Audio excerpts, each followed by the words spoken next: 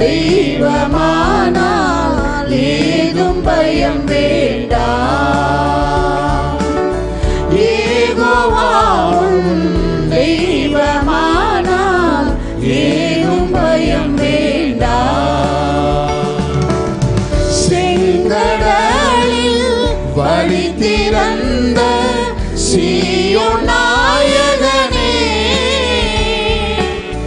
செங்கடலில் வழி திறந்த சீயோன் நாயகனே,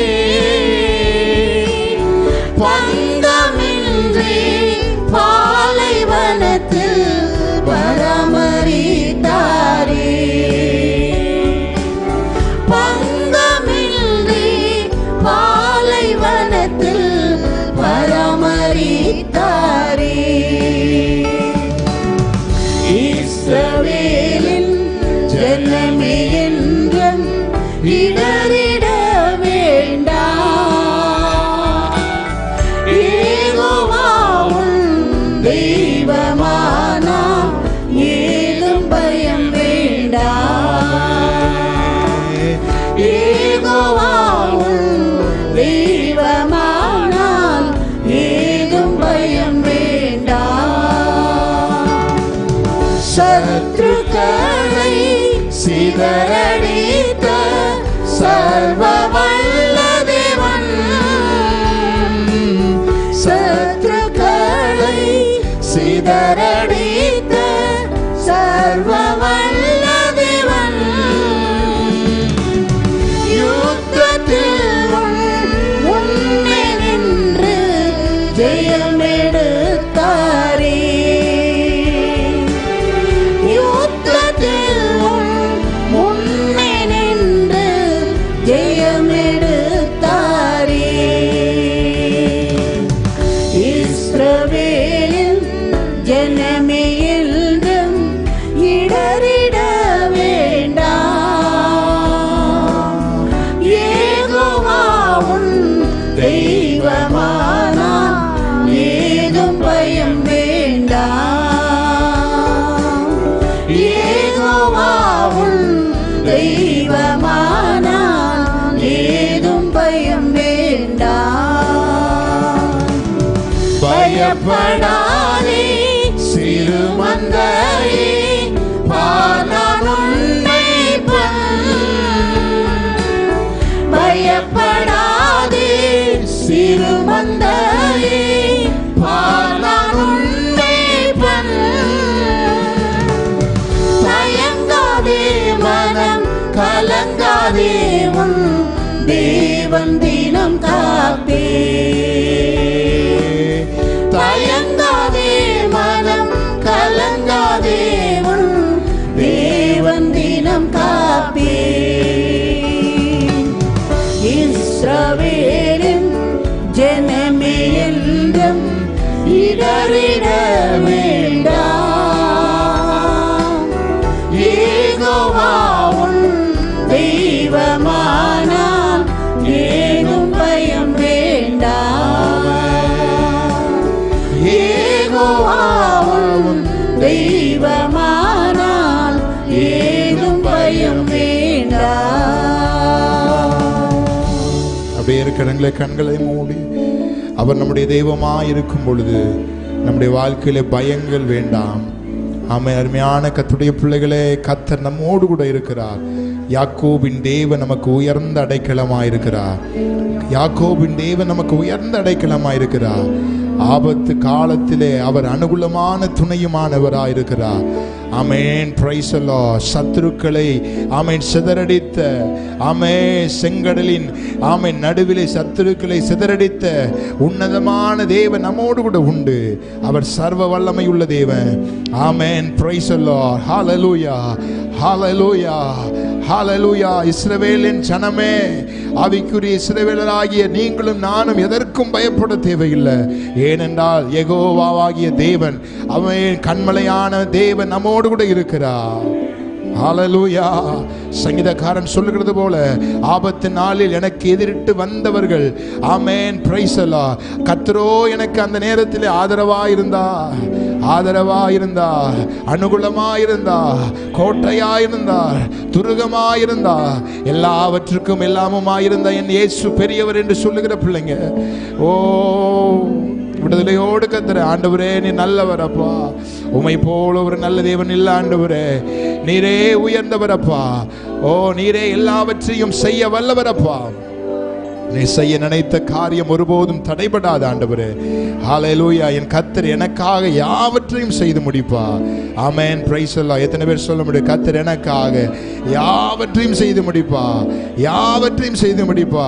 இந்த காரியங்கள் அவருக்கு முடியாது என்பது இல்லை. ஆமென். இந்த காரியங்கள் மாத்திரம்தான் அவரால் கூடும் என்பதில்லை. மனுஷராலே கூடாதவைகள் தேவனாலே கூடும். அவர் நல்லவர். ஆமென். சொல்லுங்களேன், ஹல்லேலூயா.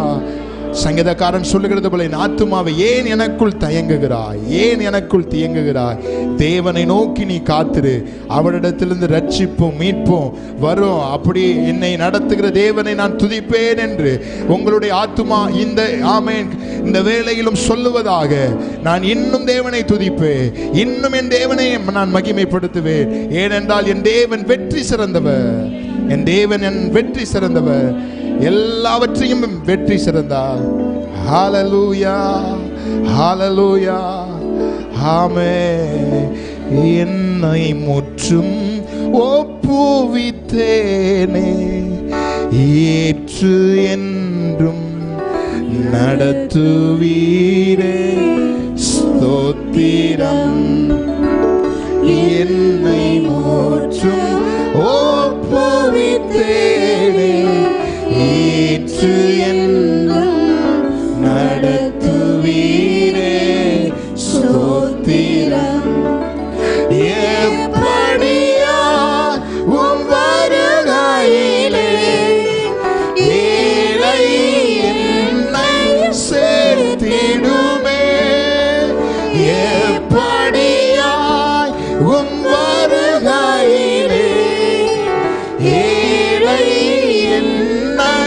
சேர்த்திடுமே, என்னை மறவா இயேசுநாதா, உந்தன் தயவா என்னை நடத்தும். சொல்லுவோமா, என்னை மறவா இயேசுநாதா, உந்தன் தயவா என்னை நடத்தும். நடத்துங்க ஆண்டவரே. ஆராதனையில் இணைந்து ஜெபிக்கிற, இந்த ஜெபத்தில் இணைந்திருக்கிற ஒவ்வொரு பிள்ளைகளையும் ஆண்டவரே நீ நடத்துவீராக, நடத்துவீராக. ஓ உம்முடைய சமூகத்தில் ஒப்புவித்த ஒவ்வொரு பிள்ளைகளையும் நீ தாங்கி ஏந்தி சுமந்து நடத்துவீராக. ஆத்துமாவை கலங்காதபடி, ஆத்துமாவில் ஒரு கலக்கத்தை ஆமென் பிசாசானவன் உண்டாக்கினால் அந்த கலக்கத்தை தேவனுடைய பரிசுத்த கரம் எடுத்து போட்டு ஆத்துமாவிலே பலன் தந்து நடத்துங்க ஆண்டவரே. கிருபை தாங்கட்டும் அப்பா, ஒவ்வொரு பிள்ளைகளையும் கிருபை சூழ்ந்து கொள்ளட்டும். ஓ எல்லாற்றுக்கும் தேவையான ஞானம், கிருபை எல்லாவற்றையும் தேவனீர் தந்து நடத்தி ஆசீர்வதிங்க. கிருபை சூழ்ந்து கொள்ளட்டும். இயேசுவின் மூலம் ஜெபிக்கிறோம் எங்கள் ஜீவனுள்ள நல்ல பிதாவே, ஆமென், ஆமென், ஆமென். உட்காருவோம். Price the Lord. ஆண்டவராகிய இயேசு நாமத்தில் உங்களை நாங்கள் வாழ்த்துகிறோம். Price the Lord. Amen, hallelujah. Price the lord. கர்த்தருக்கு மகிமையுண்டாகட்டும். ஆண்டவரை நாம் பாடி ஆராதிக்க இந்த நேரத்திலே நமக்கு கர்த்தர் கிருபை கொடுத்தார். ஆமென், ஹல்லேலூயா. அவர் நமக்காக யாவையும் செய்து முடிக்கிறவர். Price the Lord. நமக்காக யாவையும் அவர் செய்து முடிப்பார். எத்தனை விசுவாசிக்கிறீங்க?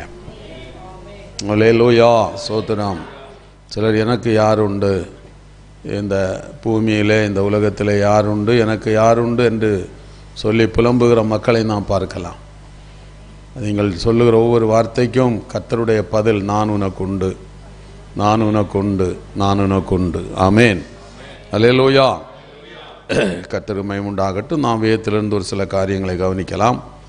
நான் கடந்த வாரத்தில் நாம் என்னாகும் 12ஆம் அதிகாரம் 1 முதல் 10 வசனம் வரையிலும் நாம் வாசித்து நாம் ஒரு சில காரியங்களை அதில் நாம் தியானித்தோம். படியுங்கள். எண்ணாகமம் 12ஆம் அதிகாரம் 1 முதல் 10வது வசனம் வரையிலும். எத்தியோப்பியா தேசத்து ஸ்திரீயை மோசே விவாகம் பண்ணியிருந்தபடியினால் மிரியாமும் ஆரோனும் அவன் விவாகம் பண்ணின எத்தியோப்பியா தேசத்து ஸ்திரீ நிமித்தம் அவனுக்கு விரோதமாய் பேசி, கர்த்தர் மோசேயை கொண்டு மாத்திரம் பேசினாரோ, எங்களை கொண்டும் அவர் பேசினதில்லையோ என்றார்கள். கர்த்தர் அதை கேட்டார். மோசேயானவன் பூமியிலுள்ள சகல மனிதரிலும் மிகுந்த சாந்த குணமுள்ளவனாயிருந்தான். சடுதியிலே கர்த்தர் மோசேயையும் ஆரோனையும் மிரியாமையும் நோக்கி, நீங்கள் 3 பேரும் ஆசரிப்பு கூடாரத்துக்கு புறப்பட்டு வாருங்கள் என்றார். 3 பேரும் போனார்கள். கர்த்தர் மேகத்தூணில் இறங்கி கூடார வாசலிலே நின்று ஆரோனையும் மிரியாமையும் கூப்பிட்டார். அவர்கள் இருவரும் போனார்கள். அப்பொழுது அவர், என் வார்த்தைகளை கேளுங்கள். உங்களுக்குள்ளே ஒருவன் தீர்க்கதரிசியாய் இருந்தால் கர்த்தராகிய நான் தரிசனத்தில் என்னை அவனுக்கு வெளிப்படுத்தி சொப்பனத்தில் அவனோடே பேசுவேன். என் தாசனாகிய மோசேயோ அப்படிப்பட்டவன் அல்ல. என் வீட்டில் எங்கும் அவன் உண்மை உள்ளவன். நான் அவனுடன் மறைப்பொருளாக அல்ல, முகமுகமாகவும் பிரதியட்சமாகவும் பேசுகிறேன். அவன் கர்த்தரின் சாயலை காண்கிறான். இப்படி இருக்க நீங்கள் என் தாசனாகிய மோசேக்கு விரோதமாய் பேச உங்களுக்கு பயமில்லாமற் போனதென்ன என்றார். கர்த்தருடைய கோபம் அவர்கள் மேல் மூண்டது. அவர் போய்விட்டார். மேகம் கூடாரத்தை விட்டு நீங்கி போயிற்று. மிரியாம் உறைந்த மழையின் வெண்மை போன்ற குஷ்டரோகியானால் ஆரோன் மிரியாமை பார்த்தபோது அவள் குஷ்டரோகியாய் இருக்க கண்டான். Price the lord. கர்த்தருக்கு மகிமையுண்டாகட்டும். இது நம்முடைய வாழ்க்கையிலே ஒவ்வொருவருக்கும் ஒரு நல்ல ஒரு பாடத்தை இந்த வேத வசனங்கள் நமக்கு கற்றுக் கொடுக்கிறது. ஆரோன், மோசே, மீரியாம் எல்லாம் ஒரே குடும்பம், உடன் பிறந்தவர்கள்.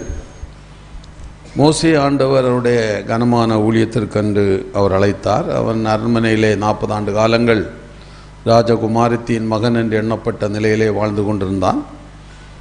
அதன் பின்பு அவன் ஒரு முறை வெளியே வரும்போது எகிப்தியனும் எபிரேயனும் ஒன்று கொண்டு சண்டை போடுகிறார்கள். எகிப்தியனை அடித்து கொண்டு அவன் மணலிலே புதைத்து போடுகிறான். இதன் நிமித்தமாக ராஜாவுடைய கோபம் இவன் மேல் திரும்புகிறது. அதனால் இவன் ராஜ அரண்மனை விட்டு வெளியே வருகிறான். இந்த சம்பவங்கள் நமக்கு தெரியும்.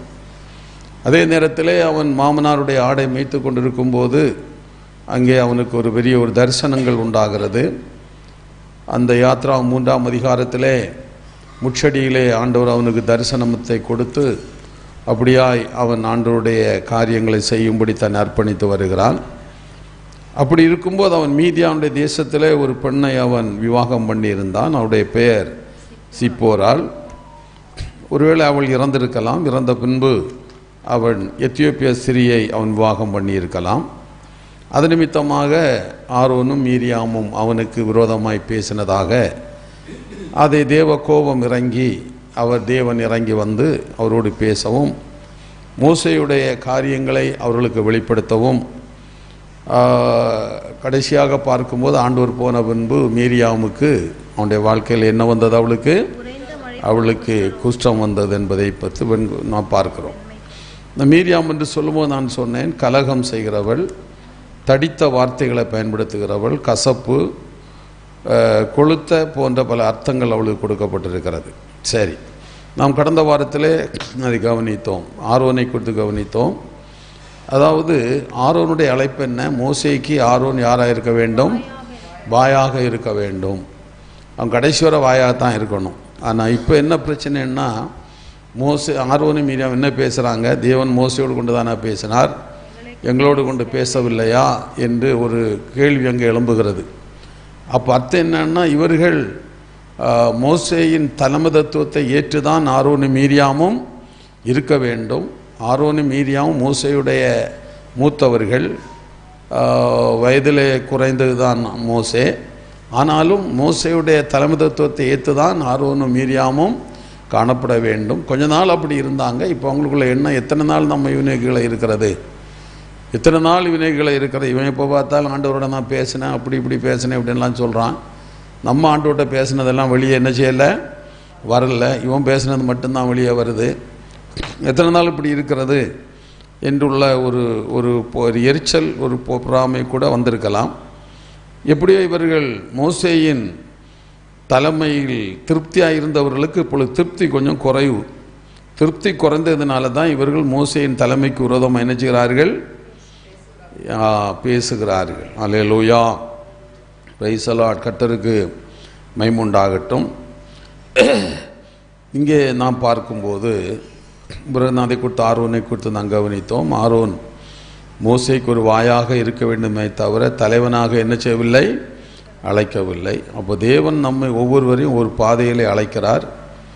அந்த பாதையை விட்டு நாம் வலதுபுறம் இடதுபுறம் என்ன செய்யக்கூடாது, சாயக்கூடாது. மோசே யோசுவாவுக்கு ஆண்டவர் சொல்லும்போது சொன்னார், நீ வலதுபுறம் இடதுபுறம் சாயக்கூடாது, நான் மோசையோடு இருந்தது போல் உன்னோடு கூட இருப்பேன் என்று சொன்னார். அப்படி நாம் ஆண்டவருடைய பார்வையிலே நாம் சரியாக இருக்கும்போது தேவன் நம்மை ஆசீர்வதிக்கிறார். இப்போ மோசையை குறித்து ஆரோனை குறித்து ஆண்டவர் சொல்லும்போது சங்கீதம் 106:16 சொன்னார், என் பரிசுத்தனாகிய ஆரோன் என்று சொன்னார். வசனத்தை வாசியுங்கள். சங்கீதம் 106:16. பாளையத்தில் அவர்கள் மோசேயின் மேலும் கர்த்தருடைய பரிசுத்தனாகிய ஆரோனின் மேலும் பொறாமை கொண்டார்கள். கர்த்தருடைய பரிசுத்தனாகிய ஆரோன் மேலும் பொறாமை கொண்டார்கள். பாருங்கள், வேதத்திலே நாம் கர்த்தர் ஒரு மனிதனை பார்த்து பரிசுத்தன் என்று சொன்னது இந்த ஒரு வசனம் தான் என்று நான் நினைக்கிறேன். வேற ஒரு மனிதனை பார்த்து ஆண்டவரின் பரிசுத்தவான் என்று பரிசுத்தன் என்று சொல்லவில்லை. மோசையை குறித்து உண்மை உள்ளவன் என்று சொல்லுகிறார், யோபை குறித்து தெய்வபக்தி உள்ளவன் என்றெல்லாம் சொல்லுகிறார். ஆனால் பரிசுத்தனாகிய ஆரோன் என்று சொல்லும்போது ஆரோனை தான் சொல்லுகிறார். அருமையான தேவனுடைய பிள்ளையை, அப்படிப்பட்ட இந்த பரிசுத்தவானாகிய ஆரோனுடைய வாழ்க்கையிலும் ஒரு சின்ன சறுக்குதல் ஏற்பட்டதை நாம் பார்க்க முடியும். அநேக பரிசுத்தவான்கள் மேன்மையான பல காரியங்கள் அவரிடத்தில் இருந்தாலும், நான் உங்களுக்கு சொன்னேன், பிரசங்கி 10:1 ஒரு செத்த ஈக்கள் பரிமள தைலத்தை நாரி கெட்டுப்போக பண்ணுகிறது போல, எந்த ஒரு பரிசுத்தவனுடைய வாழ்க்கையிலும் செத்த ஈயை போன்ற சில சுபாவங்கள் சில காரியங்களுடைய வாழ்க்கையில வரும்போது அவருடைய வாழ்க்கையை என்ன பண்ணுகிறது, கெட்டு நாரிப்போக பண்ணுகிறது. நல்ல பேரோடு புகழோடு கனமாய் மரியாதையாய் மதிப்புக்குரியவங்களாய் இவங்க வாழ்ந்து கொண்டு இருப்பாங்க. ஆனால் ஒரு சின்ன காரியம் அவங்களுடைய வாழ்க்கையிலே வந்தாலும் ஒரு செத்த ஈக்கள் என்று சொல்லப்பட்டிருக்கிறது. ஒரு செத்த யானை விழுந்ததென்றல்ல, ஒரு செத்த ஆடு விழுந்ததென்றல்ல, செத்த ஒரு சின்ன காரியம் ஒரு பரிசுத்தனுடைய வாழ்க்கையிலே வந்தாலும் அதனுடைய வாழ்க்கையிலே அது ஒரு பெரிய சறுக்குதல் தான். அதுபோல் அவனுடைய வாழ்க்கை என்ன செய்தது, நாம் அந்த பிரசங்கி 10:1 வாசியுங்கள். செத்த ஈக்கள் தைலக்காரனுடைய பரிமள தைலத்தை நாரி கெட்டு போக பண்ணும், ஞானத்திலும் கனத்திலும் பேர் பெற்றவனை சொற்ப மதியினமும் அப்படியே செய்யும். சொற்ப மதியினமே அப்படி செய்யும், ஞானத்திலும் கனத்திலும் பேர் பெற்றவனை. யாராக இருந்தாலும் சரிதான், ரொம்ப ஞானம் உள்ளவன் கனம் உள்ளவன் பெரிய பேர் பெற்றவனாக இருந்தாலும் செத்த அவனுடைய வாழ்க்கையிலே விழுமானால் அது என்ன ஆயிரும், அவனுடைய பேர் என்ன செய்திடும், கெட்டுடும். அல்லேலூயா. சரி அன்பானவர்களே, நாம் நாளிலே மீரியாமை குறித்து சில காரியங்களை நாம் கற்றுக்கொள்ளுவோம். மீரியாமை குறித்து அநேக காரியங்கள் கற்றுக்கொள்வதற்குண்டு நாம் தொடர்ந்து மீரியாமை குறித்து நாம் கற்றுக்கொள்ளலாம். யாத்ராகமம் 2ஆம் அதிகாரம் 7-8 வசனத்தை நாம் வாசிப்போம். யாத்ராகமம் 2:7-8. அப்பொழுது அதன் தமக்கை பார்வோனின் குமாரத்தியை நோக்கி, உமக்கு இந்த பிள்ளையை வளர்க்கும்படி எபிரேய ஸ்திரீகளில் பால் கொடுக்கிற ஒருத்தியை நான் போய் உம்மிடத்தில் அழைத்து கொண்டு வரட்டுமா என்றால், அதற்கு பார்வோனுடைய குமாரத்தி அழைத்து கொண்டு வா என்றால், இந்த பெண் போய் பிள்ளையின் தாயையே அழைத்து கொண்டு வந்தாள். போதும். இந்த வசனத்தை நீங்கள் வாசிக்கும் போது, அதாவது உங்களுக்கு தெரியும், அந்த நாட்களிலே அந்த நாட்டு அரசன் என்ன செய்கிறான், எல்லா ஆண் குழந்தையும் என்ன செய்யணும், சாகடிக்கணும், கொண்டு போட வேண்டும் என்ற ஒரு கட்டளையை பிறப்பிக்கிறான்.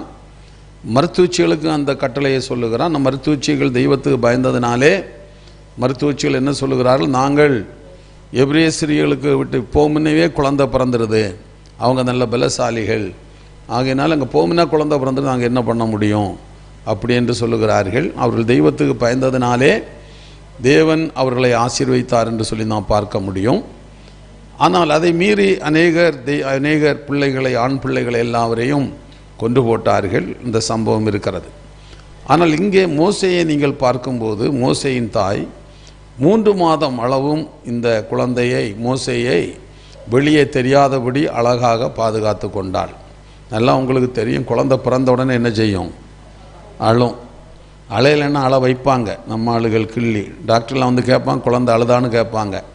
இல்லைன்னா ஏதோ ஒரு கோளாறு குழந்தைக்கு இருக்குது, இல்லைன்னா கிள்ளி பார்ப்பாங்க, தட்டி பார்ப்பாங்க, அடித்து பார்ப்பாங்க.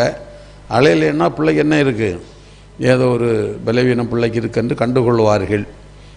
ஆனால் இந்த மோசே பாருங்கள், ஒரு குழந்தை அழுதுன்னு சொன்னால் அக்கம் பக்கத்தில் உள்ளவங்க என்ன செய்வாங்க?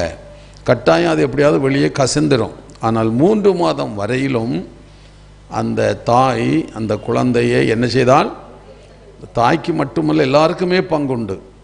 அந்த குழந்தையை ஒளித்து மறைத்து வைத்தது எல்லாருக்கும் பங்குண்டு. குறிப்பாக மீரியாமுக்கு அதிக பங்கு உண்டு.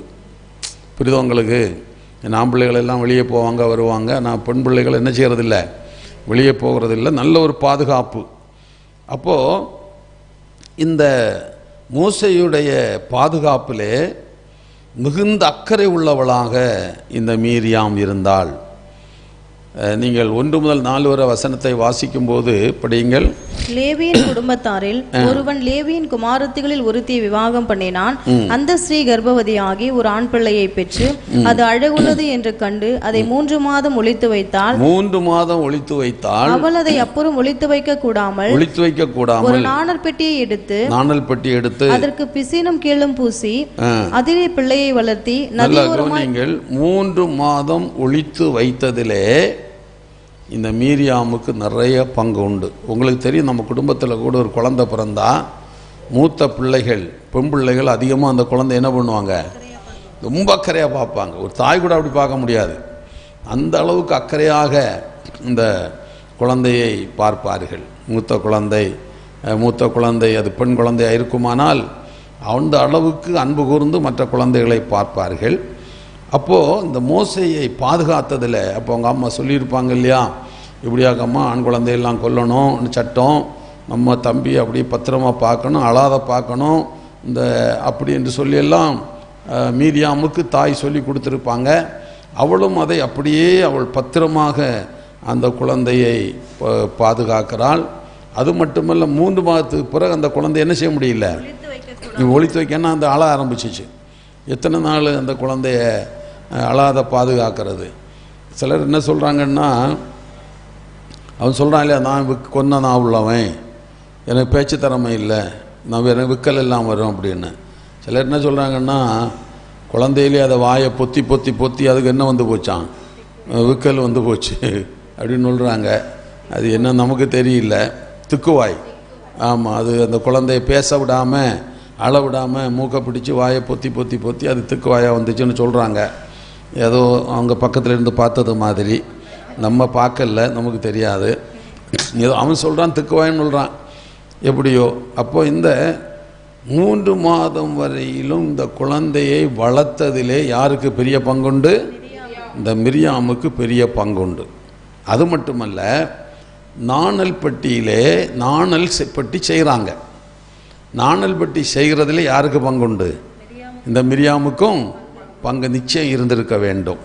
நாணல் பெட்டி செய்ததிலே மிரியாமுக்கு பங்கு உண்டு. சரி, இந்த நாணல் பெட்டியை செய்து குழந்தை அதில் வளர்த்தினா குழந்தை அதில் படுக்க வச்சுட்டு அது எந்த இடத்துல வைக்கலாம், எந்த இடத்துல வைத்தால் ராஜகுமாரி வந்தால் பார்ப்பாள். அதே நேரத்தில் குழந்தை தண்ணியில் என்ன செய்யக்கூடாது, தண்ணியிலையும் அடிச்சுட்டு போயிடக்கூடாது. அதுக்கு ஏற்றபடி குழந்தை என்ன செய்யணும், பத்திரமா இருக்கணும். இந்த இடத்தை செலக்ட் பண்ணுறதுலேயும் இவளுக்கு என்ன உண்டு, பங்குண்டு.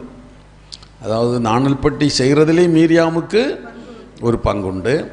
2வது, குழந்தைய வச்சு நாணல் பெட்டியில் வச்சு மூடி அந்த நைல் நதி கரையில் கொண்டு போய் ராஜகுமாரத்தி குளிக்க தண்ணி அடிச்சுக்கிட்டு போவாதுன்னு சொல்லி அந்த இடத்தை செலக்ட் பண்ணுறதுலேயும் யாருக்கு பங்குண்டு? இந்த மிரியாமுக்கு ஒரு பங்குண்டு. இனி எல்லாவற்றுக்கும் மேலாக நல்லா கவனிங்க, அந்த குழந்தைய வச்சுட்டு அவங்க அம்மா போயிட்டாங்க, உள்ள கூட ஒரு ஆள் ஆர்வன் போயிருக்கலாம், யாரும் போயிருக்கலாம், எல்லாரும் போயிட்டாங்க. ஆனால் இப்போ என்ன பண்ணுறாளாம், தூரத்தில் நின்று பார்த்து கொண்டே இருக்கிறான். 2 விதமான ஒரு பார்வை. ஒன்று, ராஜகுமாரத்தி எப்போ குளிக்க வருவா, ராஜகுமாரத்திய கண்ணில் என் தம்பி படணும், இந்த பெட்டி படணும். இன்னொன்று, எந்த விதத்துலேயும் தண்ணியில் இந்த நாணல் பெட்டி என்ன செய்யக்கூடாது, அடிச்சிட்டு போகக்கூடாது. அப்படி போயிட்டுனா பட்ட பிரயாசம் எல்லாம் வீணாக போயிடும். அப்போ இந்த ரெண்டு காரியத்தையும் அவதை கவனித்து கொண்டு தூரம் நிற்கிறான். அவள் போகலை, நல்லா கவனிங்க, தூரத்தில் நிற்கிறாவா. சரி, இனி இதில் முக்கியமான ஒரு பங்கு அவளுக்கு உண்டு. அவள் ரகசியத்தை காத்து கொள்ளுகிறதுல தாக்கி துணை நிற்கிறான். புரியுதா உங்களுக்கு? இப்போ நம்ம வீட்டில் உள்ள பிள்ளைகள் எல்லாம் என்ன பண்ண, அடுத்த வீட்டில் போனால் கட்டாயம் இங்குள்ள கதையை நல்லா என்ன செய்யும், சொல்லிடும், கேட்கவும் செய்வாங்க அவங்க. நம்ம பிள்ளைகளை கையில் ஒரு சாக்லேட்டை கொடுத்து இனி என்ன சமையல்னா எல்லாம் சொல்லும். நம்ம பிள்ளைகள் இல்லாத சமையல் எல்லாம் சொல்லி கொடுத்துரும். எப்படி இல்லாத சமையல் எல்லாம் பிள்ளைகள் சொல்லி கொடுத்துரும். அதுபோல் கட்டாயம் இந்த மீரியாமுக்கு அந்த ரகசியத்தை அவள் பாதுகாத்து கொண்டாள். அன்பானவர்களே, நான் அதை யோசித்து பார்த்தேன். சில குடும்பத்தின் ரகசியம் ரொம்ப அவசியம். முக்கியமாய் நம்முடைய குடும்ப ரகசியங்கள் பாதுகாக்கப்பட வேண்டியது மிகவும் அவசியம். நம்ம குடும்ப ரகசியம்லாம் வெளியே போகக்கூடாது. சிலரை பார்த்திங்கன்னா ஏதோ சின்ன கசப்பு குடும்பத்தில் வந்தாலே வெளியே போய் சொல்லிடுவாங்க, இப்படியாக்கா அப்படியான்னு சொல்லுவாங்க.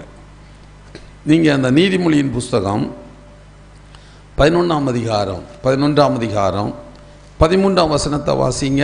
புறங்கூறி திரிகிறவன் ரகசியத்தை வெளிப்படுத்துகிறான், ஆவியில் உண்மை உள்ளவனோ காரியத்தை அடக்குகிறான். பாருங்கள், புறங்கூறி திரிகிறவன் ரகசியத்தை வெளிப்படுத்துகிறான் என்று சொல்லுகிறார். இப்போ சில ரகசியங்கள், குடும்ப ரகசியங்கள் நாம் பாதுகாக்க வேண்டும். ஆமென். அது மட்டுமல்ல, தேவன் நமக்கு சில காரியங்களை வெளிப்படுத்துவார். உதாரணமாக வேதத்தில் நீங்கள் பார்த்தீங்கன்னா, மரியாளை குறித்து கிருபை பெற்றவளே நீ வாழ்க, அவள் எத்தனை விட சொன்னான், யார்ட்டையா சொன்னாளா? லூக்கான சுவிசேஷத்தில் நீங்கள் படிச்சிங்கன்னா, கிருபை பெற்றவளே நீ வாழ்க அப்படி என்று சொல்லி தூதன் அவரை வாழ்த்தி அவள் மூலமாய் நடக்க போகிற காரியங்களை வெளிப்படுத்தி சொல்லுகிறார் இல்லையா? சரி, அந்த மரியாள் எத்தனைட்ட போய் சொன்னான்? தேவதூதன் வந்தார், என்னை வாழ்த்தினார், எனக்கு இப்படி இப்படி என்னெல்லாம் சொன்னாலவா? பைபிள் என்ன சொல்லுது? இருதயத்திலே வைத்து சிந்தித்து கொண்டிருந்தாள். அப்படி தானே? படிங்க. அதற்கு மரியாள் தேவதூதனை நோக்கி, இது எப்படியா? என்னம்மா இது? கிருபை பெற்றவளை நீ வாழ்க. அவளோ அவனை கண்டு அவன் வார்த்தையினால் கலங்கி, இந்த வாழ்த்துதல் எப்படிப்பட்டதோ என்று சிந்தித்துக் கொண்டிருந்தாள். இந்த வாழ்த்துதல் எப்படிப்பட்டதோ என்று சிந்தித்துக் கொண்டிருந்தாள். அவள் அது வெளியே என்ன செய்யல, போய் இப்போ எங்குமே அவள் சொல்லின்னு தெரியல. கர்த்தர் வந்தார், தரிசனானார். இன்னைக்கெல்லாம் அப்படி இல்லையே. கர்த்தர் வந்தார், தரிசனானார், நோடு பேசினார், அப்படி இப்படின்னெல்லாம் உள்ளதையும் சொல்லி இல்லாததையும் கொஞ்சம் கூட சொல்லி என்ன பண்ணுவாங்க, பெருசாக பேசுவாங்க. ஆனால் இந்த மரியாள் தேவதூதன் வந்து பேசினதோ அந்த ரகசியத்தை அவள் என்ன செய்யல, வெளியே சொல்லவில்லை. அப்போது சில ரகசியங்கள், சில குடும்ப ரகசியங்கள் பாதுகாக்கப்பட வேண்டும். ஆமேன், அல்லேலூயா. நம்ம கணவன் மனைவியுடைய ரகசியங்கள், பெற்றோர் பிள்ளைகளுடைய ரகசியங்கள் எல்லாம் அடுத்த வீட்டுக்கு போகக்கூடாது. புரியுதவங்களுக்கு? சிலர் ஏதாவது சின்ன பிரச்சனைன்னா 3ஆவது வீட்டுக்கு போயிடுவாங்க. இப்படியாக என் மருமக அப்படி பண்ணுறா, பையன் அப்படி பண்ணுறான், என் பையன் நேற்று வர நல்லா இருந்தான், என்னைக்கு இவளை கட்டின்னு வந்தானோ அன்னையிலிருந்து இப்படி அப்படி என்று சொல்லி எந்த அளவுக்கு தன்னுடைய மகனையும் மருமகளையும் குடும்பத்தையும் தூற்ற முடியுமோ அந்த அளவுக்கு வெளியே போயெல்லாம் என்ன செய்கிறாங்க, சொல்லி தூற்றுகிறவர்கள் உண்டு. அதே மாதிரி மருமக்களும் அப்படி தான், பிள்ளைகளும் அப்படி தான். குடும்ப ரகசியங்கள் பாதுகாக்கப்பட வேண்டும். சில குடும்பத்தில் போன எந்த ரகசியத்தையும் என்ன செய்ய முடியாது, வாங்கவே முடியாது. இந்த மீரியாம் அந்த குடும்ப ரகசியத்தை காக்கிறதிலே கெட்டிக்காரியாக இருந்தாள். தப்பித்தவரை ஒரு வாயை விட்டுருந்தா மோசே அன்னைக்கோ என்ன இருக்கணும், கொண்டு போட்டிருப்பாங்க. அவள் குடும்ப ரகசியத்தை அவள் பாதுகாத்து கொள்ள. அதான் குணசாலியான ஸ்திரீ, அதான் கண்டுபிடிப்பவன் யார். அவள் தான் தன் வீட்டை கட்டுவாள். புத்தியுள்ள ஸ்திரீ வீட்டை கட்டுவாள். குடும்பத்தின் ரகசியத்தை வெளியே போய் சொன்னான்னா குடும்பத்தை இடிக்கிறான்னு அர்த்தம். குடும்பத்தை இடிக்கிறா, குடும்பத்தை காட்டி கொடுக்குறா, குடும்பத்துடைய நற்பெயரையெல்லாம் அவன் என்ன செய்கிறா? கெடுக்கிறா. ஆகையினாலே குடும்பத்தின் ரகசியங்கள் என்ன செய்யப்பட வேண்டும்? பாதுகாக்கப்பட வேண்டும். அந்த விஷயத்திலே தாய்க்கு துணை நிற்கிறாள். அல்லேலூயா. அந்த விஷயத்திலே தாய்க்கு துணை நிற்கிறாள். மோசேயின் தாய்க்கு துணை நிற்கிறாள். யாரு? இந்த மீரியாம். அப்போ நம்முடைய வாழ்க்கையிலும் குடும்பத்தின் ரகசியங்களை பாதுகாக்க நாம் ஒருவருக்கொருவர் துணையாக இருக்க வேண்டும். சொல்லுவாங்க, நீ இதெல்லாம் வெளியே சொல்லாது என்ன அப்படின்னு சொல்லிட்டு இவங்க தான் முதல்ல போய் சொல்லிட்டு வந்துடுவாங்க. பார்த்துருக்காதீங்க, நம்ம 2 பேரும் பேசுகிறோம், இது யாருக்கும் தெரியக்கூடாதுன்னு சொல்லி முதல்ல சொல்கிறது போய் யார்? இவங்க தான் போய் சொல்லிட்டு வருவாங்க.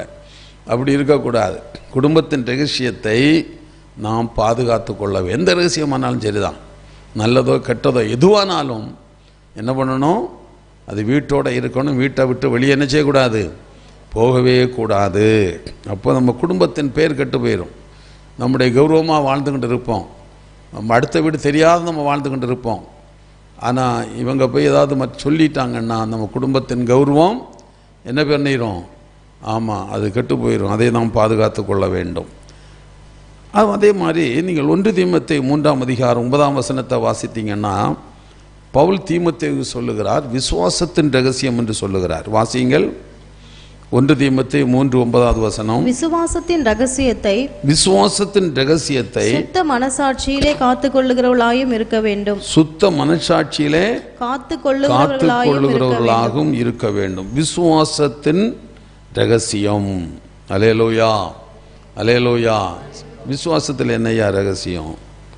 விசுவாசத்தில் என்னையா ரகசியம்? ஆமேன். அந்த வசனத்தை அப்படியே வைத்துக்கொண்டு ரோமர் 1:8 படியுங்க. ரோமர் 1:8. உங்கள் விசுவாசம் உலகமெங்கும் பிரசித்தமாகிறபடியினால். பாருங்க, இங்கே பவுல் சொல்லுகிறார், உங்கள் விசுவாசம் உலகமெங்கிலும் பிரசித்தம்னு சொல்லிட்டு இங்கே தீமோத்தேயு சொல்லுகிறாரு, விசுவாசத்தின் ரகசியம் சுத்த மனச்சாட்சியோடு என்ன செய்யணும்? காத்து கொள்ள வேண்டும். அது என்ன விசுவாசத்தின் ரகசியம்? நீங்கள் எபிரேயர் 11:23 வாருங்கள். மோசேயின் சரித்திரத்தை பாருங்கள். அங்கே விசுவாசத்தினாலே படிங்க. விசுவாசத்தினாலே 23. மோசே பிறந்தபோது அவனுடைய தாய் தகப்பன்மார் அவனை அழகுள்ள பிள்ளை என்று கண்டு விசுவாசத்தினாலே ராஜாவினுடைய கட்டளைக்கு பயப்படாமல் அவனை 3 மாதம் ஒளித்து வைத்தார்கள். 3 மாதம். அதான் விசுவாசத்தின் ரகசியம்.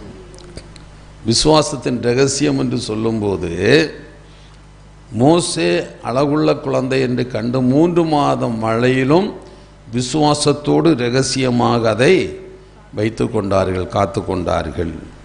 விசுவாசத்தினாலே. ஒரு கூட அந்த வசனத்தை வாசிங்க. மோசே பிறந்தபோது அவனுடைய தாய் தகப்பன்மார் அவனை அழகுள்ள பிள்ளை என்று கண்டு விசுவாசத்தினாலே ராஜாவினுடைய கட்டளைக்கு பயப்படாமல் அவனை 3 மாதம் ஒளித்து வைத்தார்கள். விசுவாசத்தின் ரகசியம், விசுவாசத்தோடு கூடிய ரகசியம். அதிலே அவன் என்னைதார்கள்? காத்து கொண்டார்கள். சில வேளைகளிலே நம்முடைய ரகசியங்கள் நான் முதல்ல சொன்னது போல் ரொம்ப பாதுகாக்கப்படணும். நீங்கள் 1 சாமுவேலின் புஸ்தகம் 10ஆம் அதிகாரம் 16ஆம் வசனத்தை நீங்கள் வாசிக்கும்போது அங்கே சவுலை ஆண்டவர் சாமுவேல் பிரதிஷ்டை பண்ணி அபிஷேகம் பண்ணி அவனை இஸ்ரவேலுக்கு முதல் ராஜாவாக தெரிந்தெடுக்கிறது சம்பவங்கள் அந்த 1 சாமுவேல் 9-10 அதிகாரங்களிலே நாம் பார்க்க முடியும். அப்பொழுது இந்த சவுலுடைய சித்தப்பா கேட்கிறார். இந்த 16வது வசனத்தை வாசிங்க. சவுல் தன் சிறிய தகப்பனை பார்த்து கழுதைகள் அகப்பட்டது என்று எங்களுக்கு தீர்மானமாய் சொன்னார் என்றான். ஆனாலும் ராஜ்யபாரத்தை பற்றி சாமுவேல் சொன்னதை அவனுக்கு அறிவிக்கவில்லை. சாமுவேல் சொன்னதை சித்தப்பாவுக்கு என்ன செய்யல? அறிவிக்கவில்லை. நல்லா கவனிங்க. இப்போ சவுலுக்கு சாமுவேல் வெளிப்படுத்திட்டார், நீ தான் இஸ்ரவேலிலே முதல் ராஜா.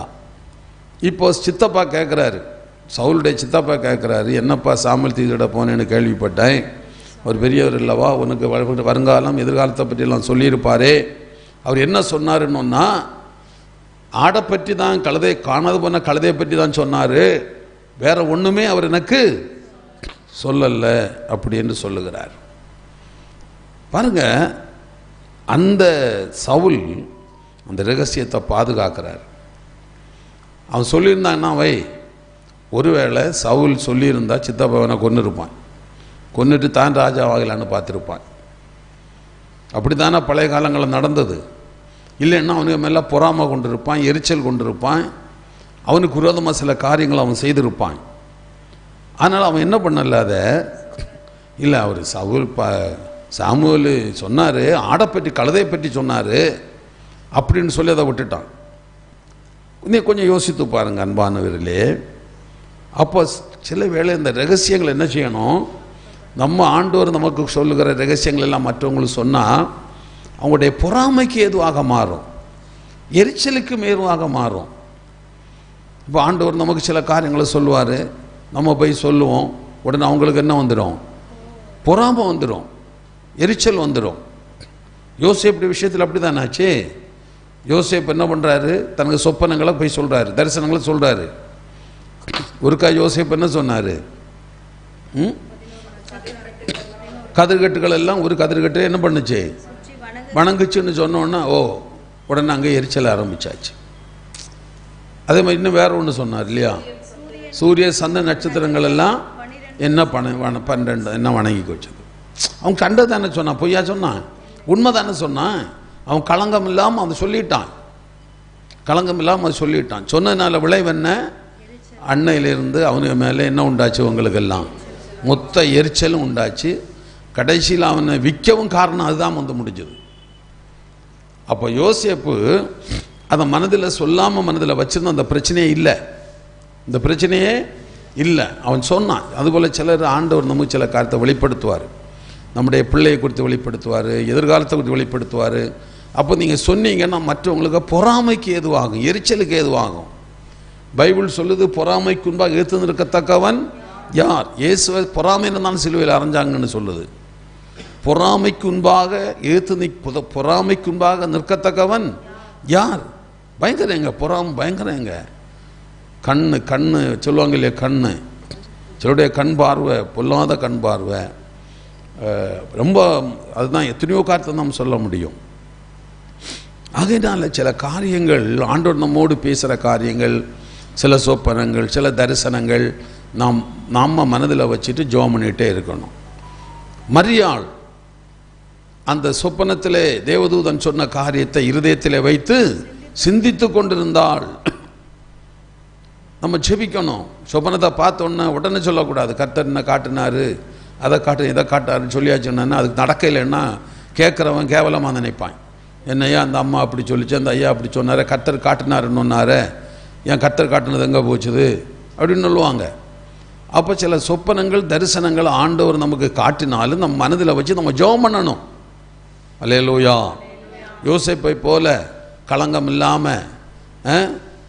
இல்லாமல் தன் சகோதரங்களுக்கு நான் இப்படி சொன்னேன், அப்பனுக்கிட்ட போய் இப்படி சொப்பனத்தை பார்த்தேன், நீங்கள் எல்லாரும் என்ன வணங்குறது மாதிரி பார்த்தேன்னு சொன்ன அவன் சும்மா இருப்பானா? அதுலேருந்து அவனு மேலே என்ன உண்டாச்சு, எரிச்சவனை பார்த்தாலே ஒரு மாதிரி பார்க்க ஆரம்பிச்சிட்டாங்க. எப்படி பார்த்துக்க ஆரம்பிச்சா சகோதரங்க, காய்மாகரமாக ஒரு மாதிரி பார்க்க ஆரம்பித்தாங்க. பாருங்கள், சொந்த ஆகாரத்தை அவனுக்கு ஆகாரம் கொண்டு போகிறான் இவன். உலகத்தில் எந்த ஒரு நடக்காத சம்பவம், ஆகாரத்தை கொண்டு போகிறான், அதை வாங்கி சாப்பிட்டுட்டு அவன் எங்கே கொண்டு போடுறாங்க, குழியில் கொண்டு போட்டுக்கிறாங்க. அவங்க இடத்து கத்துறான், அண்ணா அண்ணா என்ன, அவங்க கொண்டு போகிற ஆகாரத்தை இவங்க சாப்பிட்றாங்க, அவங்க கொண்டு போகிற ஆகாரத்தை தான் இவங்க சாப்பிட்றாங்க. அப்போ எவ்வளவு தூரம் இருதய கடினம் வந்துச்சுன்னு பாருங்கள். அப்போ சில காரியங்கள் நமக்கு விரோதமாய் வருவதற்கு நாம் தான் சில வழிவகைகளை வகுத்து கொடுக்குறோம். புரியுது உங்களுக்கு? பிள்ளைகளுடைய படிப்பை பற்றி பெருமையாக பேசுகிறது, உடனே அந்த மற்ற பெற்றோருக்கு பிள்ளைகளுக்கு மேலே என்ன வரும் பொறாமை வரும். பாண்டிச்சேரியில் 2 பிள்ளைகள் படித்தாங்க கடந்த வருஷத்தில், ஒரே ஸ்கூலில் படித்தாங்க. ஒரு தாய்க்கு என்னுடைய பிள்ளையை விட வேறு யாரும் என்ன செய்யக்கூடாது, மார்க்கு எடுக்கக்கூடாது. அப்போ அங்கே ஒரு பிள்ளை மார்க் எடுத்தது, இந்த பிள்ளை அழுதுது. என்ன அந்த பிள்ளை மார்க் எடுத்தா?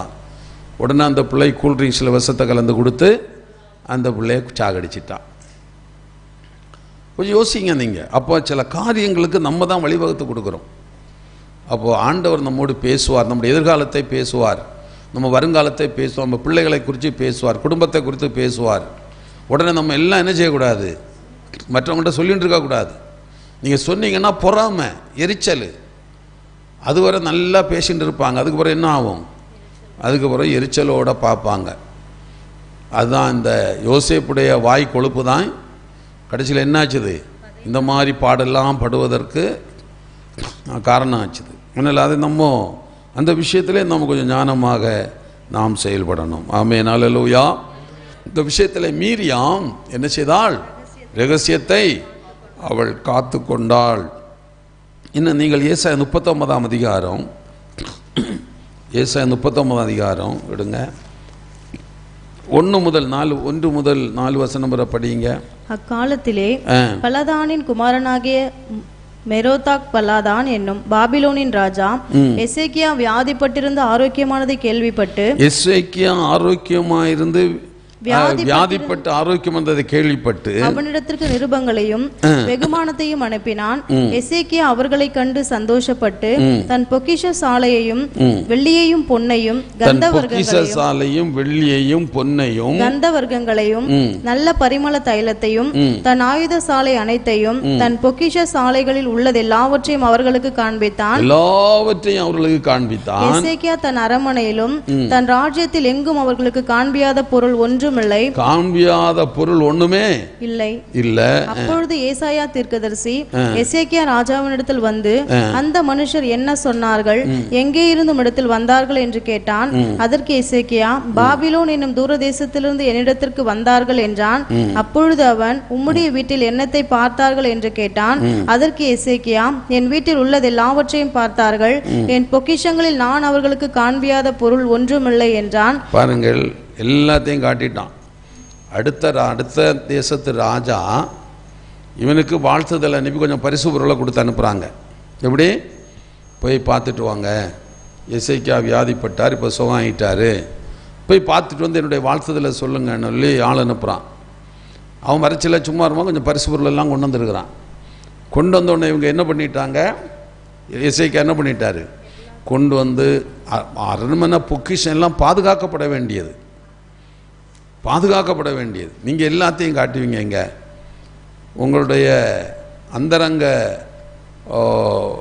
பெட்டியை காட்டுவீங்களா? அந்தரங்க பெட்டின்னு என்ன பற்றி சொல்லுவாங்க? இரும்பு பெட்டியா? உங்கள் வீட்டில் வச்சுருக்கிறீங்களா இரும்பு பெட்டி? ஆமாம், கொஞ்சம் பேர் இரும்பு பெட்டியெல்லாம் வச்சுருப்பாங்க. இரும்பு பெட்டி வச்சுருப்பாங்க. ஆமாம், எதுக்கு ஏதோ ஒரு பேர் சொல்லுவோம், லாக்கர். நான் பேர் அது இல்லை, அது சின்ன பயங்கரமாக இருக்கும். அது உருக்கில் செய்ததாக இருக்கும். ஆமாம், அதை வந்து புல்லை வச்சு மண்ணெல்லாம் வச்சு போட்டு மூடி அதெல்லாம் சில வீட்டில் வச்சுருப்பாங்க. சரி, அப்போது அது வச்சுருப்பாங்க. அதுபோல் அதெல்லாம் எல்லாம் காட்டுவாங்க, அதெல்லாம் காட்ட மாட்டாங்க. நம்ம எல்லாம் காட்டுவோம், அதெல்லாம் என்ன செய்ய மாட்டாங்க, காட்ட மாட்டாங்க. ஆனால் இவன் எசேக்கியா என்ன பண்ணிட்டார்? எல்லாத்தையும் கொண்டு காட்டிட்டார். அவர் சொல்கிறாரு, ஆண்டவர் கேட்குறாரு, என்னப்பா யார் வந்ததப்பா? இப்படி வந்தாங்க, எல்லாத்தையும் காட்டினேன், எங்கள் வீட்டில் பார்க்காத பொருள் ஒன்றுமே இல்லை அப்படின்னு சொல்லி. ஆறாவது விளைவு என்னன்னு தெரியுமா? 6வது வசனத்தை வாசிங்க. இதோ நாட்கள் வரும், அப்பொழுது உன் வீட்டில் உள்ளதிலும் உள்ளதிலும் உன் பிதாக்கள் இந்நாள் வரைக்கும் சேர்த்ததிலும் ஒன்று மீதியாய் வைக்கப்படாமல் எல்லாம் பாபிலோனுக்கு கொண்டு போகப்படும். பார்த்தீங்களா? தேவையா இது? எல்லாம் போகும். நாட்கள் வரும், நீ காட்டின இல்லையா, உன்கிட்ட ஒன்று எல்லாத்தையும் அடிச்சுட்டு போயிடுவானுவான் அப்படின்னு சொல்கிறாரு. அப்போ சில காரியங்கள், சில ரகசியங்கள் நாம் என்ன செய்யக்கூடாது? நம்ம பாதுகாக்கப்பட வேண்டும். இன்றைக்கு சில வீடுகளில் வந்து கொள்ள போக காரணம் என்ன தெரியுமா? வேலைக்காரியை தான். நம்முடைய வேலைக்காரிகளுக்கு தெரியாத ரகசியம் அங்கே வீட்டில் இருக்காது. நம்ம சாவி எங்கே வைக்கிறோம், பணம் எங்கே வைக்கிறோம், குடுக்கல் வாங்கல் வைக்கிறோம், எல்லாமே அவங்களுக்கு தெரியும். ஒரு முறை பாருங்கள், நமக்கு அரக்கோணத்தில் இங்கே வந்த சம்பவம் பல ஆண்டுகளுக்கு முன்பாக. ட்ரெயினில் உட்காந்து பேசிட்டு போகிறாங்க. அப்போது அந்த பையன் அவன் ஃபோன் பண்ணுறான், அம்மா அப்போ நாங்கள் சென்னை போயிட்டுருக்குறோம், அப்போ அவசியமா சாவி எங்கே வச்சிங்கன்னு கேட்குறான். இவங்க சொல்கிறாங்க சாவி கேட்டு பக்கத்தில் இன்ன இடத்துல இருக்குன்னு சொல்கிறான். இப்போ இந்த மரக்கொண்டில் வந்த சம்பவம் இன்ன இடத்துல இருக்குன்னு சொல்கிறான். உடனே இதை பக்கத்தில் ஒன்று ரெண்டு கவனிச்சுட்டு இருக்கிறாங்க.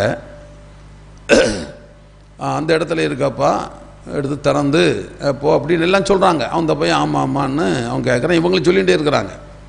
அடுத்த ஸ்டேஷனில் 2 நேர் இறங்கி நேரே போனாங்க. கேட்டு பக்கத்தில் போய் சாவி எடுத்தாங்க, திறந்தாங்க. வீட்டில் ஒரு பொருள் கிடையாது, எல்லாத்தையும் அடிச்சுன்னு போட்டாங்க. சொல்லி கொடுத்தது யார்?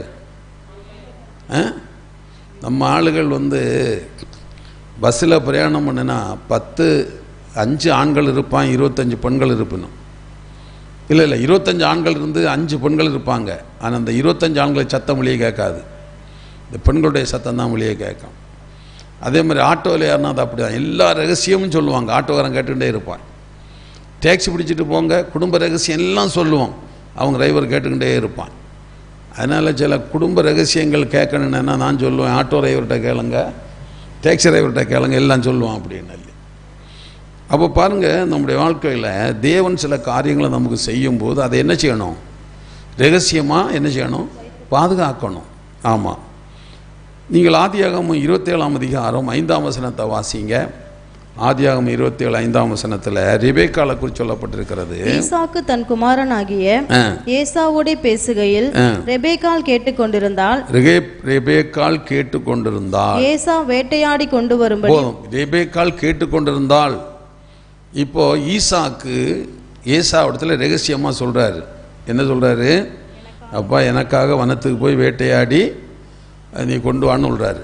இவன் கேட்டுக்கொண்டிருந்தா, நல்லா கவனிங்க, ரெபேக்காள் கேட்டுக்கொண்டிருந்தாள். அப்போ ஒரு வீட்டுக்குள்ளேயே சில ரகசியங்கள் பாதுகாக்க வேண்டியிருக்கு. புருஷனுடைய ரகசியம் மனைவிக்கு தெரியக்கூடாது. ஆனால் பேர் என்ன? ஒரே சரீரம்னு எல்லாம் சொல்ல போனால் வம்பில் மாட்ட வேண்டியது. அதாக்குன்னு சிலர் வீட்டில் சொல்ல மாட்டாங்க, ரகசியத்தை சொல்ல மாட்டாங்க. பாருங்க, ஈசாக்கு சொன்னதை ரெபேக்காள் கேட்டுக்கொண்டிருந்தா, அதனால ஒரு மகனை சாபத்துக்குள்ளாக மாற்ற பார்க்குறார். யாக்கோபட்ட சொல்லி அண்ணன் தம்பிக்குள்ளே இன்னும் பகையை உண்டாக்கி பெரிய காரியத்தை அவர் செய்து கொண்டிருக்கிறார். அவர் குடும்பத்துக்குள்ளேயே ரகசியத்தை என்ன செய்ய வேண்டியிருக்கு? ஆமாம், சொல்ல வேண்டியதான் சொல்லணும், சொல்லக்கூடாது என்ன செய்யக்கூடாது. ஆமாம், கணவனும் சரி, மனைவியும் சரி, பிள்ளைகளும் சரி, பெற்றோரும் சரி, ஒருவருக்கொரு நீங்கள் மனம் திறந்து பேச ஆரம்பிச்சிட்டிங்கன்னா அது நாளைக்கு பிரச்சனையில் போய் முடியும். அல்லேலூயா.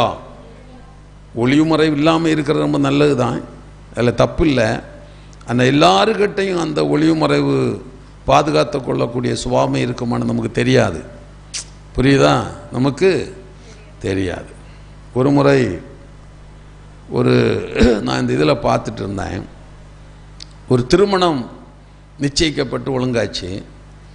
இன்னும் 2-3 நாளைக்குள்ள அந்த திருமணம் நடக்க போகிறது. அப்போ அந்த பொண்ணுடைய அப்பா அந்த பொண்ணிட்ட சொல்கிறாரு, அம்மா நீங்கள் விரும்பியாச்சு, கல்யாணம் எல்லாம் நம்ம ரெடி பண்ணலாம், சரி இருக்கட்டு, நீ ஒரு காரியம் செய், ஒரு 3 நாளைக்கு உன்னுடைய செல்போனை அவன்கிட்ட கொடு, அவன் செல்போனை நீ வாங்கி வச்சுக்க. எத்தனை நாளைக்கு? 3 நாளைக்கு. அதுக்கப்புறம் தான் உங்களுக்கு கல்யாணம் ஆக போதே. இந்த 3 நாளைக்கு உன்னுடைய செல்போனை அவன்கிட்ட கொடு, அவன் செல்போனை நீ வாங்கி வச்சுக்க. 2 பேரும் கொடுக்கல. 2 பேரும் ஏன் கொடுக்கல? அப்போ 2 பேருக்குள்ளே இந்த செல்போனுக்குள்ளே என்ன இருக்குது? ரகசியம் இருக்குது. அதனால் சில ரகசியங்கள் நான் பாதுகாக்கணும். சும்மா எல்லாத்தையும் இருக்கிறது போல் சொல்லிகிட்டு இருக்கக்கூடாது. நான் உங்கள்கிட்ட மாத்திரம் சொல்கிறேன், நீங்கள் யார்ட்டையும் சொல்லக்கூடாது. அப்படி சொல்லி அதே எல்லாருக்கிட்டையும் சொல்லிடுவாங்க. அப்போது ஒரு வீட்டிலேயே நம்ம ரகசியத்தை பாதுகாக்க வேண்டியிருக்கு. குடும்பத்திலேயே ஒரு வீட்டுக்குள்ளே ரகசியத்தை பாதுகாக்க வேண்டியிருக்கு. மீகா 7ஆம் அதிகாரம் 5ஆம் வசனம். மீகா 7ஆம் அதிகாரம் 5ஆம் வசனம். சிரம்படிங்க. மீகா 7:5. சிநேகிதனை மீகா 7:5. சிநேகிதனை விசுவாசிக்க வேண்டாம், வழிகாட்டியை நம்ப வேண்டாம், வழிகாட்டியை நம்ப வேண்டாம், உன் மடியிலே படுத்துக் கொள்ளுகிறவளுக்கு முன்பாக உன் வாயை திறவாமல் எச்சரிக்கையாயிரு. அவ பாருங்களேன், எவ்வளவு சிநேகமானாலும் என்ன செய்யக்கூடாது, சில ரகசியங்களை நம்ம சொல்ல கூடாது. ஆனால் நம்ம நல்லா இருக்கச்சில அது வெளியே தெரியாது, நம்மளை கொஞ்சம் கசப்பு வந்துச்சிங்க வெளியெல்லாம் தெரியும். சரி, ஏசாயா 2ஆம் அதிகாரம் 22ஆம் வசனம். ஏசாயா 2:22. நாசியிலே சுவாசமுள்ள மனுஷனை நம்புவதை விட்டுவிடுங்கள். எண்ணப்படுவதற்கு அவன் எம்மாத்திரம். அவனை நம்பாதுங்க. நாசியிலே சுவாசமுள்ள மனிதனை நம்பாதுங்க அப்படின்னு சொல்றாரு. இன்னும் ஒரு காரியத்தை உங்களுக்கு நான் ஞாபகப்படுத்துகிறேன். நீங்கள் 1 சாமுவேலின் புஸ்தகம் 21ஆம் அதிகாரம் எடுத்தீங்களா? 1 சாமுவேல் 21 7, 8, 9 வசனத்தை படிங்க. சவுலுடைய வேலைக்காரரில் ஏதோமியனாகிய தோவேக்கு என்னும் பேருள்ள ஒருவன் அன்றைய தினம் அங்கே கர்த்தருடைய சந்நிதியில் தடைப்பட்டிருந்தான். அவன் சவுலுடைய மெய்ப்பருக்கு தலைவனாயிருந்தான். தாவீது அகிமெலேக்கை பார்த்து, பாருங்கள், தோவேக் என்கிறவன் அன்றைக்கு போகாமபடி இருக்கிறான். தாவீது அகிமெலேக்கை பார்த்து, இங்கே உம்முடைய வசத்தில் ஒரு ஈட்டியானாலும் பட்டயமானாலும் இல்லையா? ராஜாவின் காரியம் அவசரமானபடியினால் என் பட்டயத்தை ஆகிலும் என் ஆயுதங்களை ஆகிலும் நான் எடுத்துக்கொண்டு வரவில்லை என்றான். அதற்கு ஆசாரியன், நீர் ஏலே பள்ளத்தாக்கிலே கொண்ட பெலிஸ்தனாகிய கோலியாத்தின் பட்டயம் இதோ ஏபோத்துக்கு பின்னாக ஒரு புடவிலே சுருட்டி வைத்திருக்கிறது. அதை நீர் எடுக்க மனதானால் எடுத்துக்கொண்டு போ, அதுவே அல்லாமல் வேறொன்றும் இங்கே இல்லை என்றான். அப்பொழுது தாவீது, அதற்கு நிகரில்லை, அதை எனக்கு தாரும் என்றான். இவன் கேட்கிறான், பட்டயம் ஏதாவது இருக்கான்னு கேட்கிறான். அப்போ அபிமெலேக்கு சொல்றான், இல்ல, யாருக்கு பட்டயம் இருக்கு? நீ ஒருக்கா கோலியாத்தை கொன்ன இல்லையா பட்டயம்?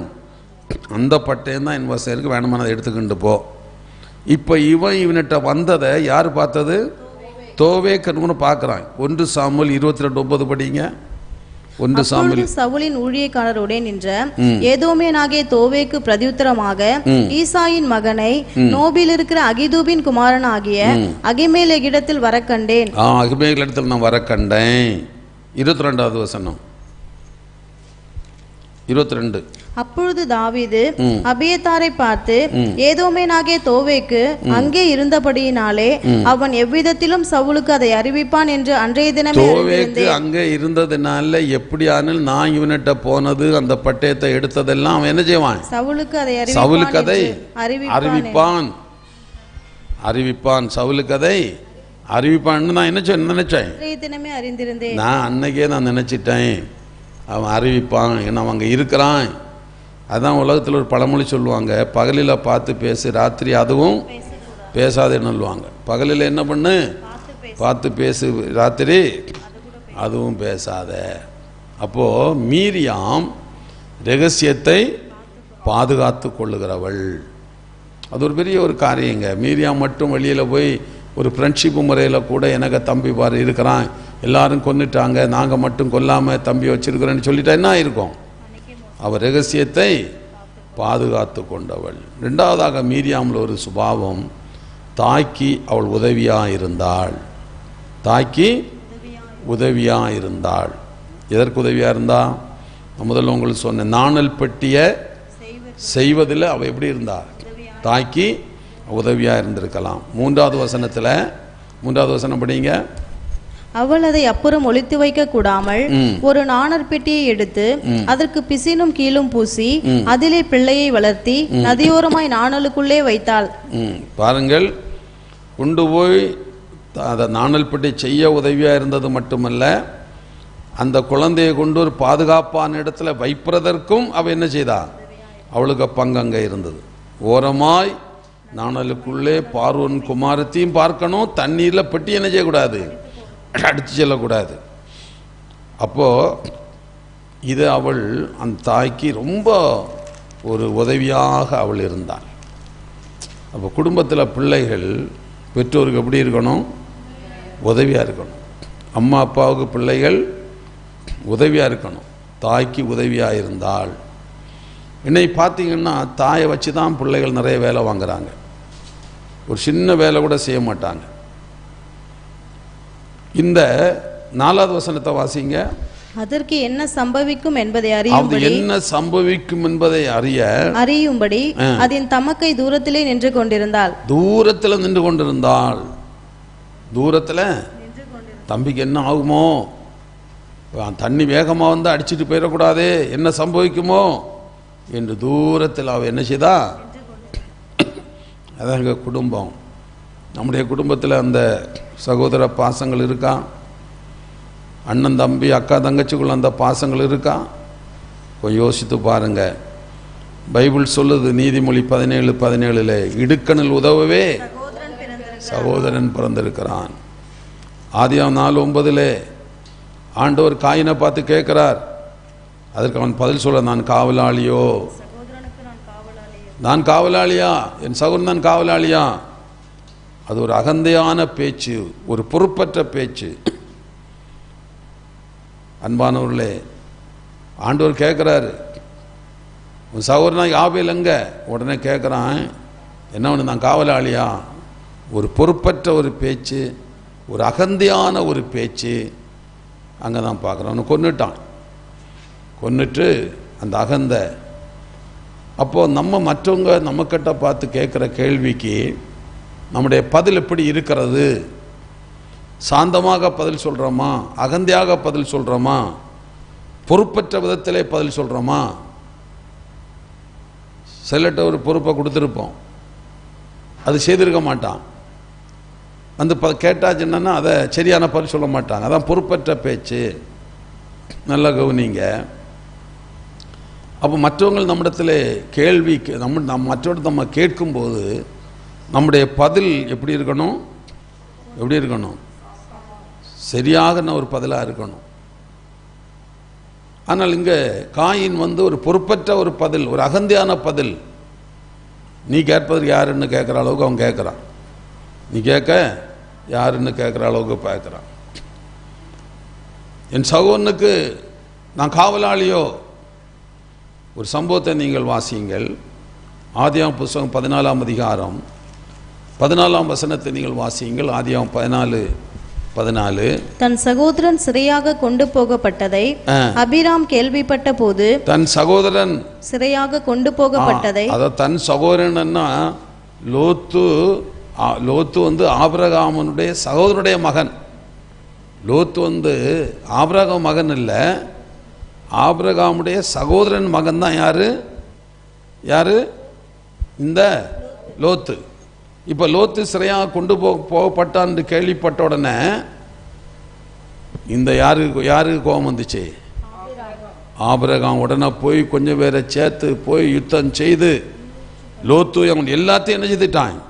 மீட்டு கொண்டு வந்துட்டான். பார்த்துக்கிடுங்க. சொந்த சகோதரன் கிடையாது, ஆபிரகாமுடைய சகோதரனுடைய மகன்தான் இது லோத்து.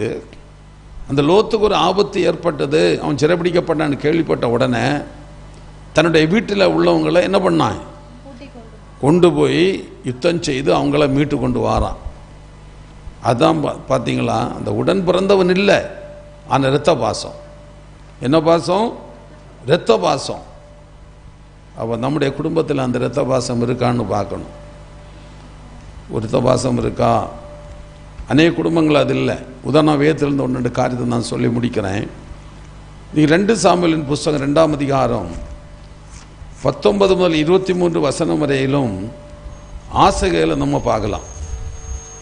அதுக்கு ஒத்து 2 சாமுவேல் 3ஆம் அதிகாரம் 26-27 யோபாபின் தம்பி, நீங்கள் அந்த வசனத்தை படிங்க. 2 சாமுவேல் 2:19 இருந்து சில வசனங்கள். அவன் அப்னேரை பின்தொடர்ந்து வலதுபுறத்தில் ஆகிலும் இடதுபுறத்தில் ஆகிலும் அவனை விட்டு விலகாமல் துரத்தி கொண்டு போனான். அப்னேர் திரும்பி பார்த்து, நீ ஆசகேல் அல்லவா என்றான். அவன் நான் தான் என்றான். அப்பொழுது அப்னேர் அவனை நோக்கி, நீ வலது பக்கத்திற்கு வலது பக்கத்திற்காகிலும் இடது பக்கத்திற்காகிலும் விலகி வாலிபரில் ஒருவனை பிடித்து அவனை உரிந்து கொள் என்றான். ஆசகேலோ விடமாட்டேன் என்று பின்தொடர்ந்து போனான். பின்னும் அப்னேர் ஆசகேலை நோக்கி, நீ என்னை விட்டு போ, நான் உன்னை தரையோடு ஏன் வெட்ட வேண்டும்? பிற்பாடு உன் சகோதரனாகிய யோவாபின் முகத்திலே எப்படி விழிப்பேன் என்றான். ஆனாலும் அவன் விலகி போக மாட்டேன் என்றபடியினால். இந்த ஆசகேல் யோவாபின் தம்பி, சகோதரன். இப்போ அப்பனேர் என்ன பண்ணுறான்னா, இந்த ஆசைகள் என்ன பண்ணிட்டான், அதுக்கு சுருக்கம் தான் கொன்னுட்டான். இந்த அப்பனேர் ஆசைகள் என்ன பண்ணிட்டான், குத்தி கொன்று போட்டான். ஆனால் யோவாப் என்ன பண்ணுறான், இந்த அப்பனேரை பழி வாங்கி அவன் என்ன பண்ணிடுறான், கொன்னுடுறான் இல்லையா? அது உங்களுக்கு தெரியும், அந்த சம்பவங்கள் உங்களுக்கு தெரியும். அதாவது யோவாப் அப்பனரை பழி வாங்கினது போல நான் பழி வாங்க சொல்லலை. நம்ம சகோதரன், நம்ம ரத்தத்தில் விட்டுனவை, நம்முடைய குடும்பம், நம்ம அண்ணன் தம்பி, அவங்களுக்கு ஒரு ஆபத்து வந்தாச்சுன்னா நிச்சயமாக நம்ம என்ன செய்யக்கூடாது, அதை பார்த்துட்டு சும்மா இருக்கக்கூடாது. அவங்களுக்கு எந்த விதத்தில் உதவி செய்யணுமோ, எந்த விதத்தில் நன்மை செய்யணுமோ அதை நம்ம செய்யணும். ஒரு நாள் அவங்க நமக்கு விரோதியாக கூட இருக்கலாம், நமக்கு விரோதமாக செயல்பட்டு இருக்கலாம். சொந்த சகோதரங்க, ஒரே தாய் பிள்ளைகள் நம்ம விரோதமாக செயல்பட்டு இருக்கலாம், இல்லைன்னு இல்லை. ஆனால் அவர்களுக்கு ஒரு ஆபத்து வரும்போது நாம் என்ன செய்யணும், அவங்க எப்படியும் போட்டு அப்படி என்று நாம் நினைத்து கொண்டு இல்லாதபடிக்கு நாம் உதவி செய்கிறதிலே முந்திக் கொள்ள வேண்டும். இந்த ஆபிரகாமுடைய சகோதரன் லோத்து சிறைபிடிக்கப்பட்டான் என்று கேள்விப்பட்ட உடனே ஆபிரகாமுடைய ரத்தம் துடிச்சது. உடனே போனான். உடனே போய் அந்த ராஜாக்களை எல்லாம் முறியடித்து சோதோம் இருந்த அந்த லோத்துவையும் எல்லாவற்றையும் அவன் மீட்டு கொண்டு வந்தான். நல்லா கவனிங்க. அப்போ நாம் இந்த உலகத்தில் ஜீவிக்கும்போது சகோதரர்களாகிய நமக்குள்ளே இரத்த பாசம் ரொம்ப அவசியம். அண்ணன் தம்பி, அக்கா தங்கச்சி என்ற ஒரு பாசம் ரொம்ப அவசியங்க. அல்லேலூயா. இன்றைக்கு அநேக குடும்பத்தில் அது இல்லை. ஏன் தெரியுமா? தனிமரமாக வளருது. முதல்ல சொன்னாங்க நாம் இருவர் நமக்கு மூவர்னுன்னாங்க, பிற கொஞ்ச நாள் கழித்து இருவருன்னுன்னாங்க, பிற ஒருவர்னுன்னாங்க. இப்போ என்ன சொல்கிறாங்கன்னா நாம் இருவர் நமக்கு ஏன் இனி ஒருவர் அப்படின்னு சொல்லிடுறாங்க. அப்போ எங்கள் பிள்ளை வரும், உதாரணம் நமக்கு ஒரு பிள்ளை இருக்க வளருதுங்க, அந்த பிள்ளையை வளர்க்குறோம், ஒரு பிள்ளையை வளர்க்குறோம், வேறு நமக்கு பிள்ளைகளே இல்லை. அதே மாதிரி கூட்டு குடும்பத்தில் வளர்கிற பிள்ளையுடைய நிலையும் நம்ம ஒற்றை மரமாக வளர்க்குறோம் இல்லையா பிள்ளை, இந்த பிள்ளையும் பார்த்து பாருங்களேன் வித்தியாசமாக தான் இருக்கும். அல்லேலூயா. அதுக்காக ஒன்று கூட நீங்கள் இனி போய் பெற்றுட்டு வாங்கன்னு நான் சொல்லலை, அது நடக்காத காரியம். அந்த குடும்பத்தில் என்ன இருக்கணும்? பாசம், சகோதர பாசம், குடும்ப பாசம், இரத்த சம்பந்தமான பாசம். இடுக்கல் உதவவே சகோதரன் பிறந்திருக்கிறான். அப்போ உலகத்தில் ஜீவிக்கும் சகோதரர்களாகிய நமக்குள்ளே இரத்த பாசம் அவசியம். ஒரு காலத்தில் கூட்டு குடும்பம் இருந்தது. எப்படி இருந்தது? கூட்டு குடும்பம் இருந்தது. ஒரு குடும்பத்தில் எப்படியும் ஒரு 10, 15, 20 பேர் இருப்பாங்க. இந்த காலத்தில் எங்கேயாவது உண்டா? அப்படி பார்க்க முடியுதா? நல்லா கவனிங்க. அப்போ திருமணம் ஆன மறுநாளே பாகப்பிரிவினை வந்துடுது. எப்படி? திருமணம் ஆன மறுநாளே ஒரு வீட்டுக்குள்ளே நடுச்சவரை இடிச்சு தள்ளிடுறாங்க. இந்த மீரியாமை பாருங்க, அங்கேயே நின்றாள். தன்னுடைய சகோதரனுக்கு என்ன நேரிடும் என்பதை அறிவதற்கு அங்கேயே அவள் நின்றாள். அல்லேலூயா. நம்முடைய சகோதரங்களுக்காக நம்ம நிற்கணுங்க, நம்முடைய உடன் பிறந்தவங்களுக்காக நம்ம நிற்கணுங்க. நம்ம நிற்காம யார் நிற்கிறது? அன்பான என்னை கேட்டுக்கொண்டிருக்கிறவங்களே, உங்கள் சகோதரங்க, உங்கள் சகோதரிகள் ஒரு நெருக்கத்தில், ஒரு கஷ்டத்தில், துன்பத்தில், ஆபத்தில் மாட்டியிருக்கிறாங்களா? காணாதப்போ அது அங்கேயே நில்லு. மீரியாம் அங்கேயே நின்று கொண்டிருந்தாள். என் தம்பிக்கு என்ன சம்பவிக்க போகுமோ என்று அவள் கலங்கின இருதயத்தோடு அங்கேயே நின்று கொண்டிருந்தாள். ஆமென். அல்லேலூயா, அல்லேலூயா. நாம் எல்லாரும் கொஞ்சம் யோசித்து பாருங்கள். நம்முடைய சகோதரங்களுக்காய் உடன் பிறந்தவர்கள் என்ன தியாகம் செய்கிறோம்? சகோதர பாசம் இருக்கா? இரத்த பாசம் இருக்கா? கொஞ்சம் நீங்கள் யோசித்து பாருங்கள். இந்த மீரியாம் அங்கேயே நின்று கொண்டிருந்தாள். உண்மையிலே இந்த வசனத்தை நான் வாசிக்கும்போது இப்படிப்பட்ட அன்பு பாசம் இன்னும் எத்தனை குடும்பத்தில் இருக்குது? எத்தனை குடும்பத்தில் இன்றைக்கு இந்த அன்பு பாசம் இருக்குது? சொல்லுங்கள் பார்ப்போம். அல்லேலூயா, அல்லேலூயா. நாம் அடுத்ததாக மீரியாமை குறித்து இன்னும் சில காரியங்களை நாம் தொடர்ந்து நாம் கவனிக்கலாம். நம்ம எல்லாரும் கண்களை மூடி ஜெபம் பண்ணுவோம். இன்றைக்கு நாம் மீரியாமிலே கற்றுக்கொண்ட காரியம் என்ன? மீரியாள் தாய்க்கு எப்படி இருந்தால்? உதவியாக இருந்தால். அது மட்டுமல்ல, இரகசியத்தை அவள் காத்து கொண்டாள். அது மட்டுமல்ல, அவள் அதே இடத்துல நின்று கொண்டிருந்தாள். என் சகோதரனுக்கு எது நேரிடுமோ, என் இரத்த சம்பந்தம் சகோதரன் எது நேரிடுமோ என்று சொல்லி அவள் நின்று கொண்டிருந்தாள். எத்தனை பேர் சகோதரங்களுக்காக நிற்கிறோம், உடன் பிறந்தவங்களுக்காக நிற்கிறோம், ஆபத்தில் உதவுறோம். அல்லேலூயா, அல்லேலூயா. இந்த வேளையில் நம்ம ஆண்டவரில் ஒப்பு கொடுப்போம். உன் சகோதரன் வியாதியாக கிடக்கிறான், போய் விசாரிச்சிங்களா? எந்த உதவியும் இல்லாதபடி நிற்கதியாய் உன் சகோதரன் இருக்கிறான், உன் சகோதரி இருக்கிறாள். விசாரித்து பார்த்தீங்களா? உதவி செய்தீங்களா? உதவி செய்யக்கூடிய சிந்தவங்களுக்கு வந்துச்சா? இல்லைன்னா இன்றைக்கு நீங்களும் ஒப்பு கொடுங்க. நீங்கள் நல்லா சாப்பிட்டுட்டு சந்தோஷமாக இருக்கிறீங்களே, புருஷனை இழந்த ஒரு சகோதரி அங்கே இருக்கிறாளே,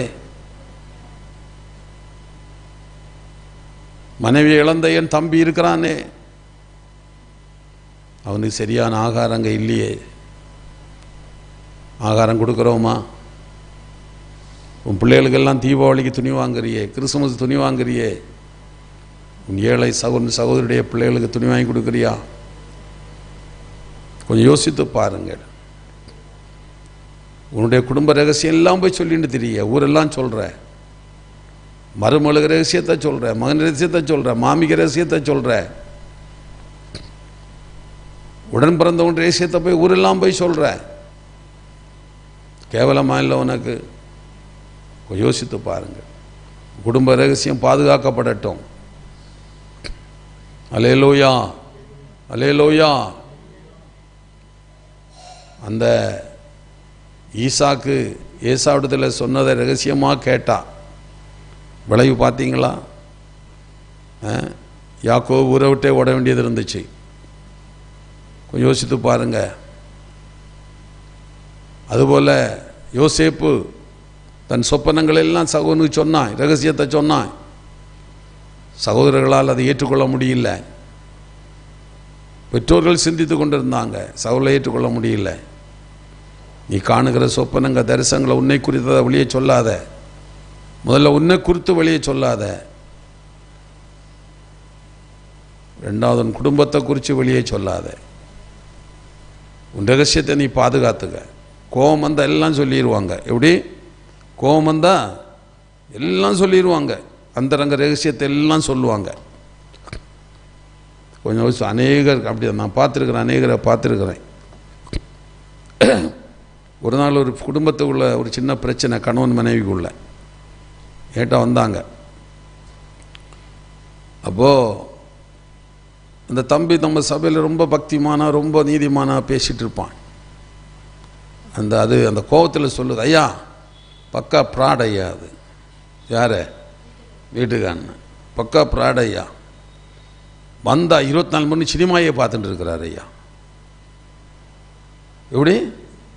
நான் சொல்லுவேன், ஐயா என்னை பேசினார், உடனே ஆஃப் பண்ணிவிட்டு டிவியில் நெட்டே பார்த்துட்டு இருக்கிறார் ஐயா, நிர்வாண படம் எல்லாம் பார்த்துட்டு இருக்கிறார் ஐயா. போச்சு கதை. பார்த்தீங்களா? அதுவரை எனக்கு என்ன தெரியாது. அந்த தம்பியை நான் உயர்வாக நினச்சிருந்தேன்.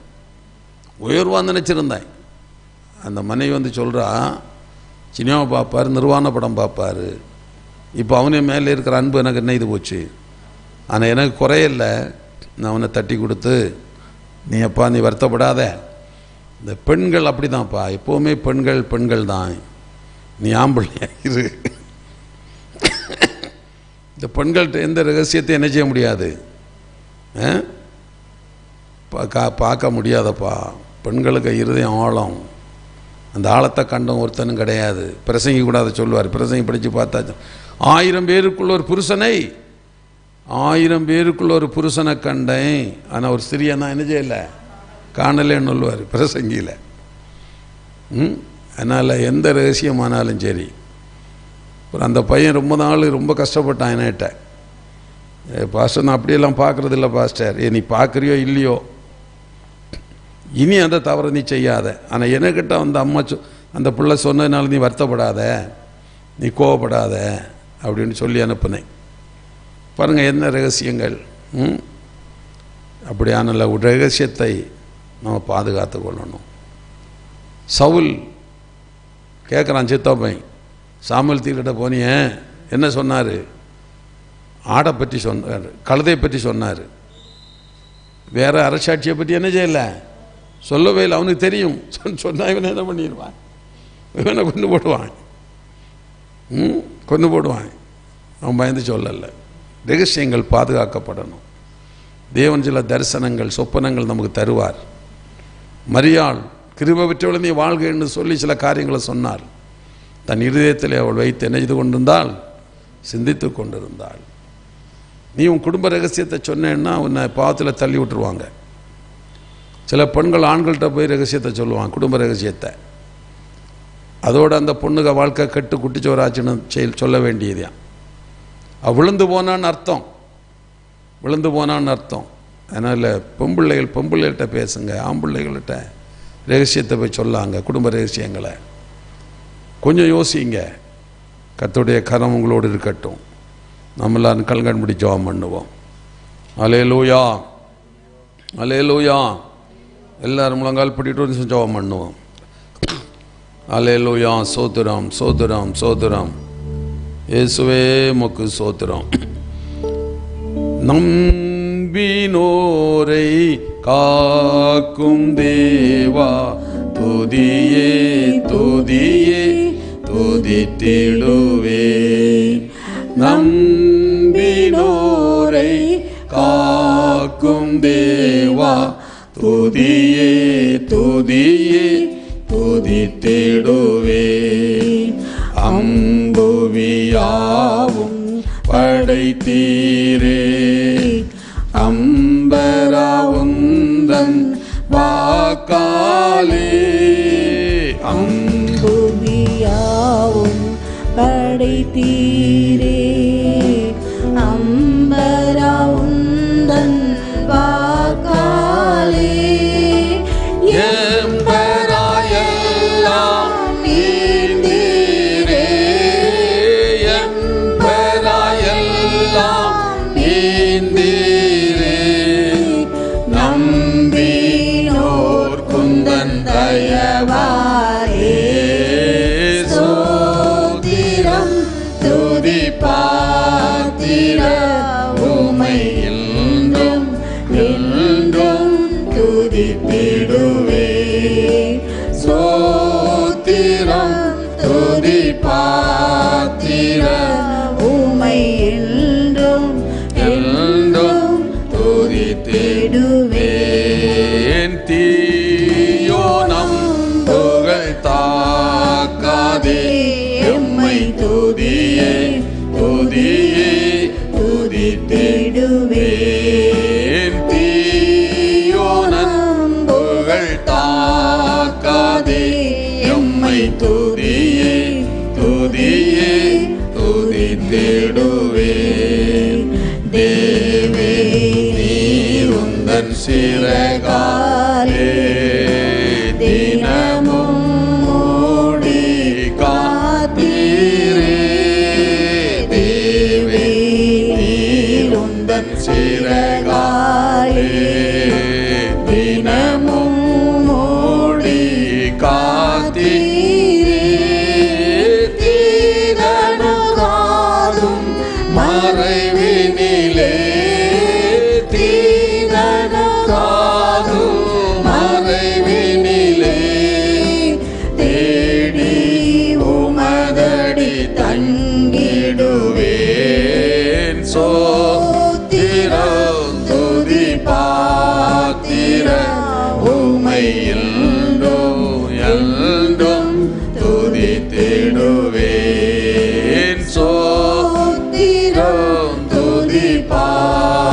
புத்திரர் உம்மை என்றும் என்றும் துதித்திடுவே. அல்லேலூயா ஸ்தோத்திரமே துதியே துதியே துதித்திடுவே. அல்லேலூயா ஸ்தோத்திரமே துதியே துதியே துதித்திடுவே. அகில சிருஷ்டிகளும் துதிக்க இந்த அடிமை துதியாதிருப்பேனோ. அகில சிருஷ்டிகளும் துதிக்க இந்த அடிமை துதியாதிருப்பேனோ. அல்லும் பகலும் நித்தியமாய் அல்லும் பகலும் நித்தியமாய் அன்பே உமையே துதித்திடுவேன். சோத்திரம் துதி பாத்திரா உம்மை என்றும் என்றும் துதித்திடுவேன். சோத்திரம் துதி பாத்திரா உம்மை என்றும் என்றும் துதித்திடுவேன். ஆமென். அல்லேலூயா அல்லேலூயா. மீரியாமை போல குடும்ப ரகசியத்தை பாதுகாத்துக்கொள்ளணும். மீரியாமை போல குடும்பத்துக்கு ரொம்ப உதவியாக இருக்கணும். மீரியாமை போல சகோதரனுடைய எதிர்காலத்தை குறித்த அக்கறையோடு கூட அவள் அந்த நதிக்கரையின் ஓரத்தில் தூரத்தில் என்ன சம்பவிக்குமோ என்று சொல்லி அவள் வேதனையோடு நின்று பார்த்து கொண்டு நின்றாள். அல்லேலூயா. அன்பானவர்களே, நம்முடைய உடன் பிறந்த சகோதரங்களை நினைத்து நாம் வாழ்ந்திருக்கும் போது, அவர்கள் தாழ்ந்திருக்கும் போது அவர்களை நான் நினைக்கிறோமா? நம்முடைய வாழ்வுக்கு அவர்கள் வித்திட்டவர்கள் அல்லவா? எனக்கு தெரியும் அநேக குடும்பங்களில் மூத்தவர்கள் முதல் பிள்ளைகள் மற்ற பிள்ளைகளெல்லாம் படித்து கரையேறுகிறது வரையிலும் காத்து கொண்டிருப்பாங்க. மற்ற பிள்ளைகளெல்லாம் படிப்பித்து திருமணம் பண்ணி கொடுப்பாங்க. கடைசியில் முதிர் வயதில் வாழ்க்கையில் சந்தோஷத்தை அனுபவிக்க வேண்டிய காலமெல்லாம் கடந்து கடைசியில் விவாகத்துக்குள்ளே இணைக்கப்பட்டவர்கள் உண்டு. திருமணமாகாமலே வாழ்ந்து கழித்து போனவர்கள் உண்டு. அன்பானவர்கள், எனக்கு தெரிந்த அநேகரை நான் சொல்ல முடியும்.